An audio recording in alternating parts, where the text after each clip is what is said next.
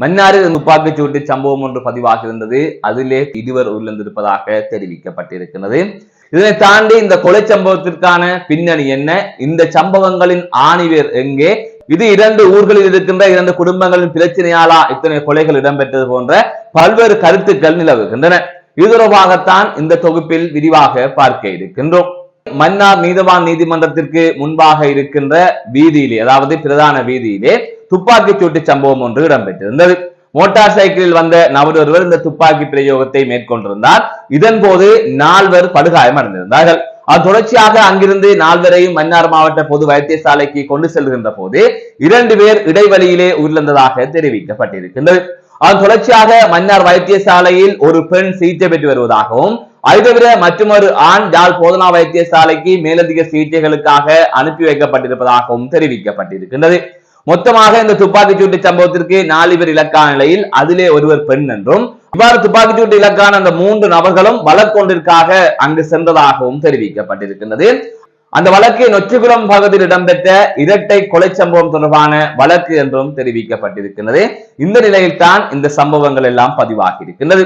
இந்த துப்பாக்கிச் சூட்டு சம்பவத்தில் பலியானவர்கள் நொச்சிகுளம் பகுதியைச் சேர்ந்த சவேரியன் அருள் வயது 61, செல்வகுமார் ஜூட் வயது 42 என்று தெரிய வருகின்றது. இந்த துப்பாக்கிச் சூட்டு சம்பவத்துடன் சம்பந்தப்பட்டவர்கள் எல்லாம் யார் யார், குறித்த துப்பாக்கிச் சூட்டை மேற்கொண்ட நபர் யார், எதற்காக மேற்கொண்டார், இந்த சம்பவத்தின் பின்னணிகள் என்ன என்பது தொடர்பான பல கேள்விகள் இருக்கின்றன. ஆனால் அது தொடர்பில் எந்த தகவலுமே வெளியாகவில்லை.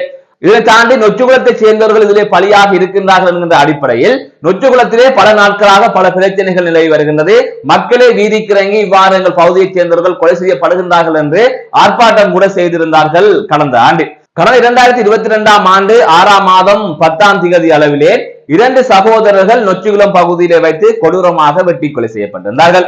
உயிலங்குளம் பகுதியைச் சேர்ந்த சகோதரர்களை இவ்வாறு வெட்டி கொலை செய்யப்பட்டதாக தெரிவிக்கப்பட்டிருக்கின்றது. அதற்கான காரணம் என்னவென்று சொன்னால், அந்த சம்பவம் இடம்பெறுவதற்கு முன்பாக, அதாவது ஒரு வார காலத்திற்கு முன்பாக உயிலங்குளம் பகுதியிலே மாட்டு வண்டி சவாரி ஒன்று இடம்பெற்றிருக்கிறது. அந்த மாட்டு வண்டி சவாரியில் உயிலங்குளத்தை சேர்ந்தவர்களுக்கும் நொச்சிகுளத்தை சேர்ந்தவர்களுக்கும் இடையிலே முரண்பாடு ஏற்பட்டிருக்கின்றது. அது தொடர்ச்சியாக இவ்வாறு கடந்த 2022ஆம் ஆண்டு அங்கே வெட்டி கொலை செய்யப்பட்டவரின் உறவினர் ஒருவர் நொச்சிகுளம் பகுதியில் வசித்து வருகின்ற நிலையில் அந்த மாட்டு வண்டி சவாரியில் இடம்பெற்ற பிரச்சனையை வைத்து நொச்சிகுளத்திலே அவ்வாறு வெட்டி கொலை செய்யப்பட்ட உறவினர் மீது தாக்குதல் ஒன்று நடத்தப்பட்டிருக்கின்றது. அதன் தொடர்ச்சியாக இவ்வாறு நொச்சிகுளம் பகுதியைச் சேர்ந்தவர்களால் வாழ்வெட்டு தாக்குதலுக்கு இலக்கான அந்த நபர் உடனடியாக பிரதான வீதிக்கு காயத்துடன் ஓடி வந்திருக்கின்றார்கள். அப்போது கண்டவர்கள் அவரை உடனடியாக வைத்தியசாலைக்கு ஏற்றி அனுப்பியிருக்கிறார்கள். அதன் பின்னராகத்தான் உயிலங்குள பகுதியைச் சேர்ந்த சகோதரர்களான இருவரும் நொச்சிகுளம் பகுதிக்குள் நுழைந்திருக்கின்றார்கள். அந்த சந்தர்ப்பத்தில் தான் அவர்களை வெட்டி கொலை செய்திருந்தார்கள். அந்த சம்பவம் அப்போது பெரும் அதிர்வலைகளை ஏற்படுத்தியிருந்தது. அதனைத் தொடர்ந்து இந்த சம்பவத்துடன் தொடர்பட்டார்கள் என்கின்ற சந்தேகத்தின் அடிப்படையில் நீதிமன்றத்தில் முன்னிலைப்படுத்தப்பட்ட 20 பேர் விளக்கமறியலில் வைக்கப்பட்டிருந்தார்கள். இவ்வாறு அந்த வழக்கும் நகர்ந்து கொண்டே வந்து கொண்டிருக்கின்றது. இந்த நிலையில் தான் பெரிதும் பேசப்பட்ட ஒரு சம்பவமாக உயிலங்குள பகுதியில் ஒரு விபத்து சம்பவம் ஒன்று இடம்பெற்றிருந்தது. இந்த விபத்து சம்பவம் கடந்த 2023ஆம் ஆண்டு 7ஆம் மாதம் 4ஆம் தேதி இடம்பெற்றதாக செய்திகள் வெளியாக இருந்தது. அந்த விபத்து சம்பவத்திலே ஒருவர் உயிரிழந்திருந்தார். அவரும் நொச்சிகுள பகுதியைச் சேர்ந்தவர் தான். அவர் யாருன்னு சொன்னால், 2022ஆம் ஆண்டு இடம்பெற்ற அந்த இரட்டை படுகொலையை தொடர்ந்து வைத்தியசாலையில் சிகிச்சை பெற்று வந்த நிலையில் அவரை வைத்தியசாலையில் வைத்து கழுத்தை வெட்டி கொலை செய்வதற்கு முயற்சிகள் மேற்கொள்ளப்பட்ட நிலையில் அவர் அதிர்ஷ்டவசமாக தப்பித்திருந்தார். இவ்வாறு கொலை முயற்சியிலும் தப்பிய அவர் கடந்த 2023ஆம் ஆண்டு உயிலங்குள பகுதியிலே பட்டார் ரக வாகனத்தில் அவர் மோதுண்டு உயிரிழந்திருந்தார். அதற்கு பிறகும் இந்த வன்முறை சம்பவங்கள் எல்லாம் தொடர்ந்து கொண்டே இருக்கின்றது. இந்த நிலையில் தான் கடந்த 2023ஆம் ஆண்டு 8ஆம் மாதம் 24ஆம் தேதி மன்னார் அடம்பன் முள்ளிக்கண்டல் பகுதியில் சம்பவ தினத்தன்று காலை வேளை மோட்டார் சைக்கிளில் பயணித்த இருவர் மீது இனம் தெரியாத நபர்கள் மேற்கொண்ட துப்பாக்கிச் சூட்டில் குறித்த இருவருமே உயிரிழந்ததாக செய்திகள் வெளியாக இருந்தது.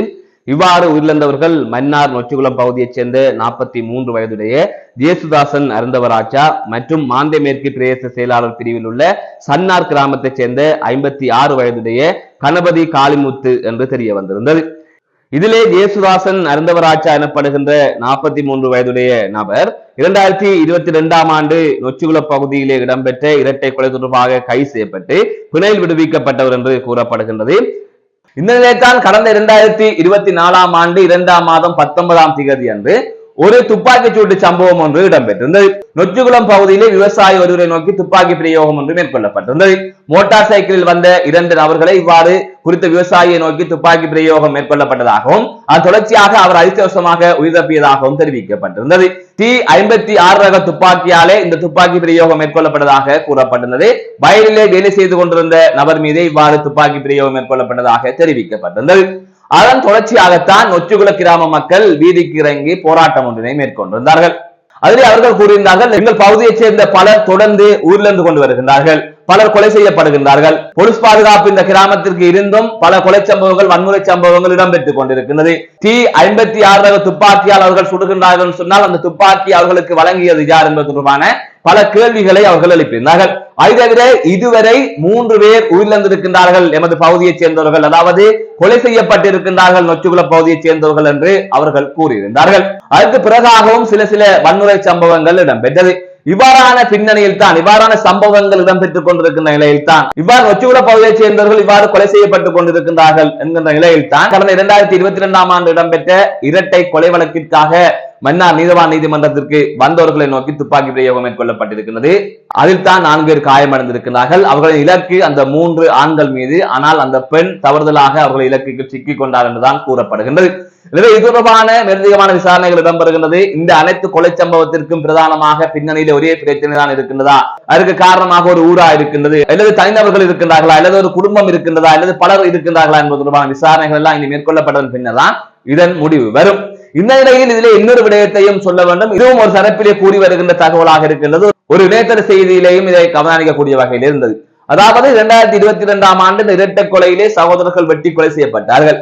அவர்களுக்கும் போலீசாருக்கும் இடையிலே சில நாட்களாக முருகல் நிலை ஒன்று ஏற்பட்டதாக தெரிவிக்கப்பட்டிருக்கிறது. ஆகவே கொலை செய்யப்பட்டவர்களுக்கும் போலீசாருக்கும் ஏற்கனவே முருகல் நிலை ஏற்பட்ட நிலையில் அந்த கொலை செய்தவர்களை பாதுகாக்கின்ற முயற்சியில் போலீசார் ஈடுபடுகின்றார்கள் அல்லது அவர்களுக்கு சாதகமாக செயற்படுகின்றார்கள் என்கின்ற குற்றச்சாட்டும் கொலை செய்யப்பட்டவர்கள் சார்பாக முன்வைக்கப்பட்டதாகவும் ஒரு தகவலை அறிய கிடைத்தது. ஆகவே கொலை செய்யப்பட்டவர்களின் தரப்பினர் போலீசார் சரியான விசாரணையை முன்னெடுத்து செல்லவில்லை, சட்டத்தின் அவர்கள் சரியான தண்டனை கிடைக்கும் என்கிற நம்பிக்கையை இழந்திருந்ததாகவும் ஒரு தகவல் கிடைக்கப்பட்டது. இந்த நிலையத்தான் சம்பவங்களின் பின்னணியில் எல்லாம் ஒரு காரணம் இருக்கும். இந்த உயிலங்குளம் நொச்சிகுளம் கிராமத்துகள் எல்லாம் பிரச்சனை தான் காரணமாக இருக்கும் என்று பார்த்தால் இந்த கொலை சம்பவங்களுக்கு பின்னணியில் தெரிந்தோ தெரியாமலோ அறிந்தோ அறியாமலோ போலீசார் சில செயற்பாடுகளும் இருக்குமா என்கின்ற கேள்வியையும் விமர்சனங்களையும் சிலர் முன்வைத்து வருகின்றார்கள். எனவே விசாரணைகள் முடிந்ததன் பின்னர் தான் உண்மையான தகவல்கள் தெரிய வரும். ஆகவே நொச்சிகுளம் கிராமத்தைச் சேர்ந்த பலர் தொடர்ந்து கொலை செய்யப்பட்டு வருகின்றார்கள் என்கின்ற அடிப்படையிலே இந்த பதிவை, இந்த ஆய்வை நாங்கள் மேற்கொண்டிருந்தோம். மீண்டும் காணொலி சந்திக்கின்றேன். நான் நடராசா ஜெயகாந்தன்.